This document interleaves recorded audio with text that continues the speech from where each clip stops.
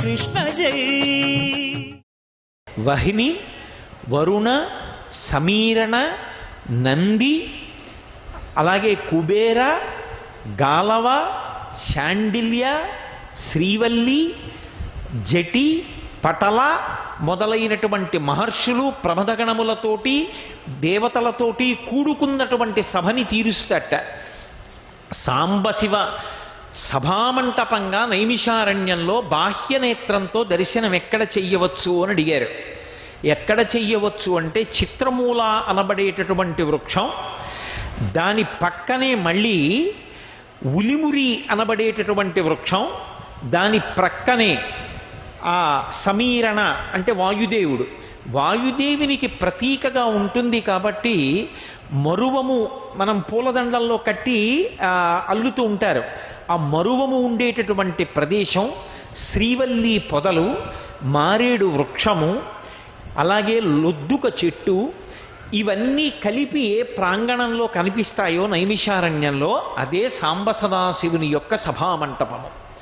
అటువంటి సాంబ సదాశివుని యొక్క సభామంటపం ఎలా ఉంటుందో నైమిషారణ్యము కూడా అలాగే ఉంటుంది. అలాగే ఈ నైమిషారణ్యానికి ఒక గమ్మత్తైనటువంటి పేరుంది. దీన్ని ఏమని పిలుస్తారంటే, ఇది శ్రీ అశోకానేకలేఖాసారవంతమైనటువంటి శివసదనము లేదా శివానుగ్రహము శివసేవనమునకు మారుపేరు అని పిలుస్తారు. అశోకాలేఖలు అంటే ఉత్తరం రాసేటప్పుడు ఎప్పుడూ శుభవార్తలే రాయరు. మనుష్య జన్మ ఎత్తిన తరువాత అప్పుడప్పుడు అశుభవార్త కూడా రాయవలసి వస్తుంది. కానీ అసలు జీవితంలో అశుభవార్త వ్రాయవలసిన అవసరం లేకుండా ఎప్పుడూ శుభవార్తలే ఉత్తరంలో వ్రాయడానికి కావలసినంత శుభ పరంపరలను జీవితంలో పొందగలిగినటువంటి అదృష్టము ఎవరికి కలుగుతుంది అంటే నిరంతరము పరమశివుని యొక్క సేవనము చేసిన వాడికి లభిస్తుంది. అటువంటి వాడు ఎప్పుడూ అశోకాలేఖనము చేస్తాడు అని. అలా శుభ పరంపరలనివ్వగలిగినటువంటి పరమశివుని యొక్క సదనము ఈ ప్రాంతమే, ఈ నైమిషారణ్యమే. అంటే ఎవరు నైమిషంలోకి ప్రవేశిస్తారో వారికి వెంట తరువుకుని వస్తున్నటువంటి అశుభములు తొలగి శుభములు ప్రవర్తిస్తాయి అని అంత గొప్ప ప్రాంగణముగా కీర్తింపబడింది. అంతేకాదు, పార్వతీదేవి యొక్క లలాట భాగమును దర్శనం చేయడం అంటే అది భావనామాత్రంగా దర్శనం చేసినా సరే పరమ మంగళములకు కారణము. ఎందుచేత అంటే ఆమె యొక్క నుదుటి మీద అలకలుంటాయి, అంటే ముంగురులు ఇలా ఇలా గుండ్రంగా చుట్టుకుని పడి ఉంటాయి. పైగా చందనము, కస్తూరి మొదలైనవి అలదుకుని ఉంటుంది. ఆవిడ ఎర్రటి గుండ్రని బొట్టు పెట్టుకుని ఉంటుంది. అంత మంగళప్రదమైన పార్వతీదేవి యొక్క లలాట భాగమును దర్శనం చేయడం ఎంత గొప్పదో ఈ నైమిషారణ్యంలోకి రావడం కూడా అంతే గొప్పది. ఎందుచేత అంటే ఆమె యొక్క నుదురు దేని చేత అలంకరింపబడుతుంది? చందన, కస్తూరి, తిలకముల చేత అలంకరింపబడుతుంది.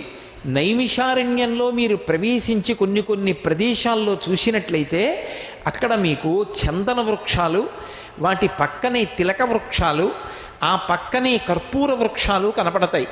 ఈ వృక్షముల యొక్క సముదాయము చేత నిండి ఉన్న కారణం చేత పార్వతీదేవి యొక్క లలాట భాగముతో సమానమైనటువంటి స్థితిని ఈ నైమిషారణ్యము సంతరించుకొని ఉంటుంది. సుగ్రీవుని యొక్క సైన్యము కృతజ్ఞతకు ప్రతీక. సుగ్రీవుడి యొక్క సైన్యం దేనికోసం వెళ్ళింది? రాముడితో ఏదో సరదాపడి యుద్ధం చేయడానికి కాదు. అంతటి తపశ్శక్తి సంపన్నుడు, అన్ని కోట్ల మంది రాక్షసుల చేత పరివేష్టితుడై ఉండేటటువంటి వాడు, దుర్భేద్యమైనటువంటి కాంచనలంకా పట్టణానికి అధిపతి అయినటువంటి వాడు, సమస్త భోగములకు స్థావరమైనటువంటి లంకకు పరిపాలకుడు. అటువంటి రావణాసురుడి మీద యుద్ధానికి రామచంద్రమూర్తి భార్యని వెతకడం కోసం బయలుదేరి యుద్ధం చెయ్యడానికి వెళ్ళారు అంటే వాళ్ళు ఎంతటి భగవద్భక్తులై ఉంటారు. అందుకే సుగ్రీవ సైన్యాన్ని ఒక్కసారి తలుచుకుంటే చాలు రామచంద్రమూర్తి యొక్క అనుగ్రహానికి కారణమవుతుంది. సర్వం శ్రీ ఉమామహేశ్వర పరబ్రహ్మార్పణమస్తు. స్వస్తి.